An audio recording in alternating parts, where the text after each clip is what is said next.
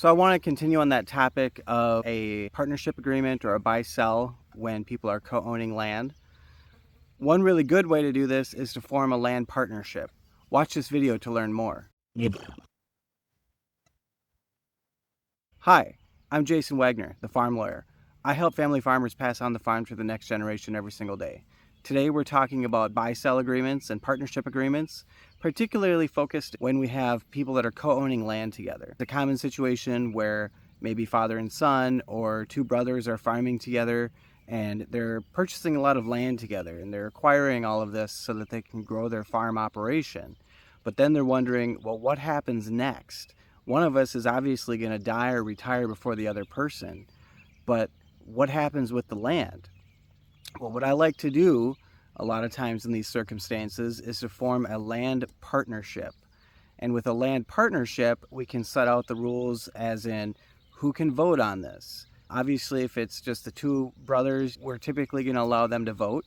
But what happens if that one brother's share passes to the next generation? Do we want everyone to be able to vote? Sometimes what we've done is say, hey kitty, don't let my kitties distract you.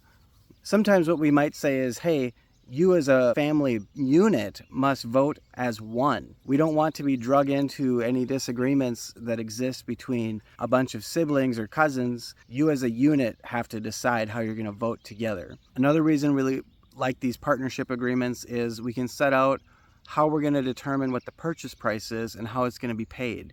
So is this going to be appraised value? If it's an ongoing farm operation, we already know that appraised value is not a good way to protect the farm. It's not a good way to have the farm continue. We might take a discount off of appraised value. Another method is we could use the tax assessed value. This is one that I like to use quite a bit just because nobody can argue about the tax assessed value. It is what it is. It comes out every year. We don't have to wait for it. We don't have to pay for it. We don't have to say, oh, you influenced the appraiser or that's your friend or your bank uses them. Nope, it's set by the county. It's pretty objective. It's free and it comes out every single year.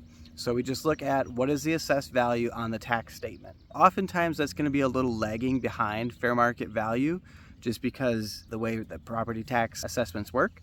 So it can be a little bit of discount built in there sometimes, but we can also add our own discount. Maybe we say it's a discount based off of the assessed market value shown on the tax statement. Another method of valuation we use in the buy-sell agreement is we can use a stipulated value or a fixed value. We say, hey, we're going to get together every year and we're just going to decide this is what the value of our partnership is worth. If the value of the partnership is worth $1 million and I own 50%, my share is worth $500,000. And then we just fix that value. And that value can stay the same for a year. It can stay the same for a decade. It depends how we write it. Finally, I do often use a balance sheet value as well. For most farms, especially if you're doing operating lines or things like that, you're doing a balance sheet every year. So why don't we just use that? So we say, hey, we're going to put our balance sheet together. That's the number that's going to be on the partnership. We'll do a balance sheet for the partnership. You're not going to put appraised value on that balance sheet typically. You're going to put a defensible value, what you need to support the loan, but you're not going to be crazy. You're not going to put some high number on there. So that's another way that we can use the set of value on the partnership. Now, how are we going to pay for it? Is this going to be paid for all at once? Is this going to be paid for over time? We might say, hey, we're going to use the assessed fair market value, take a 20% discount, and we're going to allow you to pay that over 20 years. But we might have a balloon payment in there, so we set the payments over 20 years, but maybe we have a balloon payment in year 5 or 10. Again, we look at the circumstances. We look at what the payment structure would look like.